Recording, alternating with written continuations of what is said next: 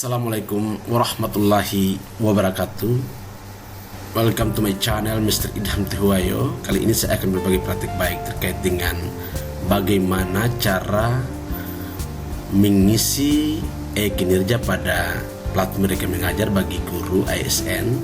Pertama, bagaimana paduan fitur pengelolaan kinerja guru di platform mereka mengajar. Pertama, ketika kita membuka pengelolaan kinerja per periode 1 Januari sampai dengan 31 Juni, pertama-tama yang kita harus lihat bahwa, dan kita harus tahu bahwa pengelolaan kinerja di PMM adalah alat bantu yang memudahkan guru menentukan sasaran kinerja yang lebih kontekstual dengan kebutuhan satuan pendidikan dan pengembangan karirnya demi peningkatan kualitas pembelajaran murid. Jadi pengelolaan kinerja guru yang terdiri dari atas 3 tahapan, yaitu pertama, perencanaan, pelaksanaan, dan penilaian.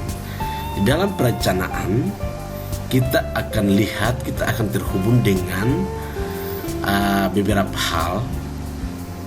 Pertama, ada tahapan pengerjaan pengelolaan kinerja, ada perencanaan, ada pelaksanaan, dan penilaian.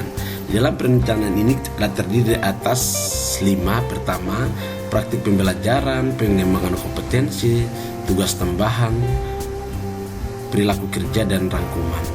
Nah, di praktik pembelajaran ini, pada tahapan perencanaan, guru hanya perlu fokus meningkatkan kinerja pada salah satu indikator. Jadi, kita memilih salah satu indikator berdasarkan capaian rapor pendidikan satuan pendidikan yang telah terintegrasi di platform mereka mengajar.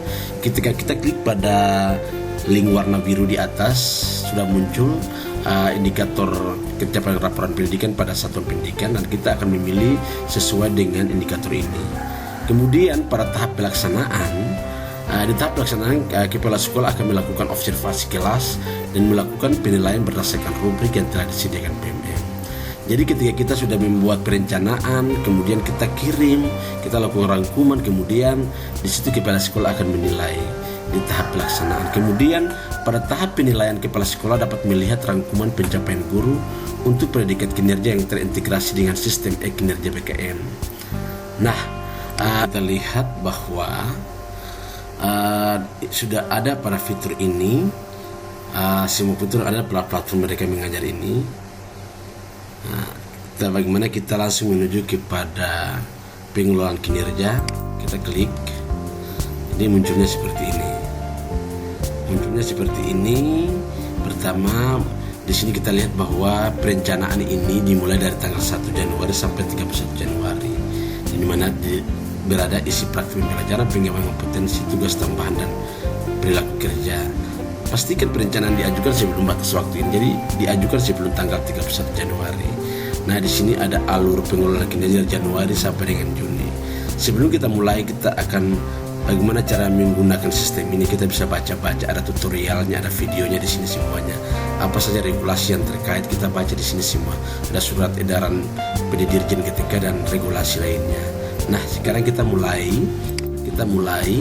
Di sini sudah ada nama, kita mengecek namanya apakah sudah sesuai atau tidak. Kemudian kita kalau mau edit, kita langsung edit. Kalau data sudah sesuai, kita klik data sudah sesuai. Kemudian kita lihat data sudah benar, dan kita klik data sudah benar, dan kita langsung masuk dengan perencanaan kinerja.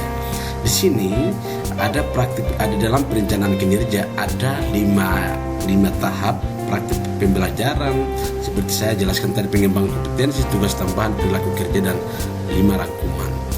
Di sini sudah dalam praktik pembelajaran ada beberapa indikator, sini 8 indikator.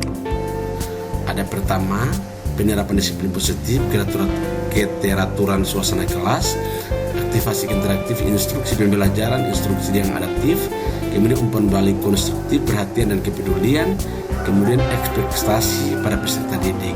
Sebelum kita memulai dengan indikator ini, kita cek laporan pendidikan satuan pendidikan kita cek. Kita lihat, manajemen kelas kurang, dukungan psikologi cukup, metode pembelajaran kurang. Oke, kita klik saya mengerti. Lalu dari rapor pendidikan kita lihat, berarti kita lihat bahwa dukungan psikologi masih cukup atau manajemen kelas kurang. Kita cari tentang manajemen kelas. Kita lihat keteraturan suasana kelas, penerapan disiplin positif, aktivitas interaktif, instruksi pembelajaran, instruksi adaptif, pemenuhan ekspektasi peserta didik, umpan balik kondisi. Berarti kita memilih yang berhubungan, yaitu di sini mungkin saya memilih tergantung dari Bapak Ibu, keteraturan suasana kelas. Saya memilih keteraturan suasana kelas.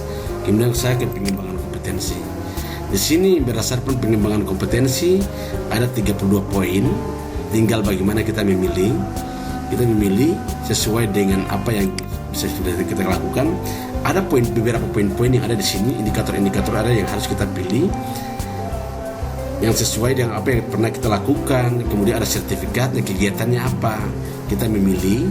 Umpamanya saya memilih meningkatkan kompetensi melalui peran sebagai penela perangkat ajar, meningkatkan kompetensi melalui peran sebagai penela cerita praktik baik. Saya memilih ini.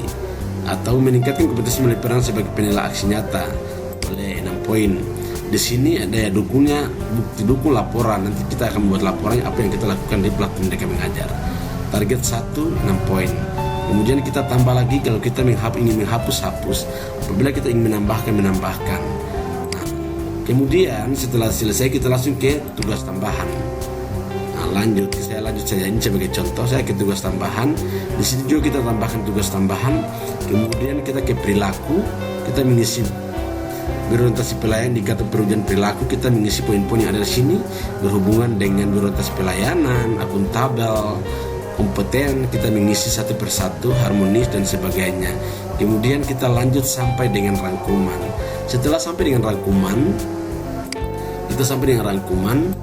kita langsung menuju ke rangkuman. Kita isi, kemudian kita mengirim ke kepala sekolah. Tinggal kepala sekolah mengecek dan menyetujui, kemudian kita lanjutkan lagi. Mungkin itu saja untuk cara pengisian kinerja pada periode 1 Januari sampai 31 Januari. Semoga konten ini bermanfaat. Kurang lebih saya mohon maaf. Wabillahi taufiq wal hidayah. Wassalamualaikum warahmatullahi wabarakatuh.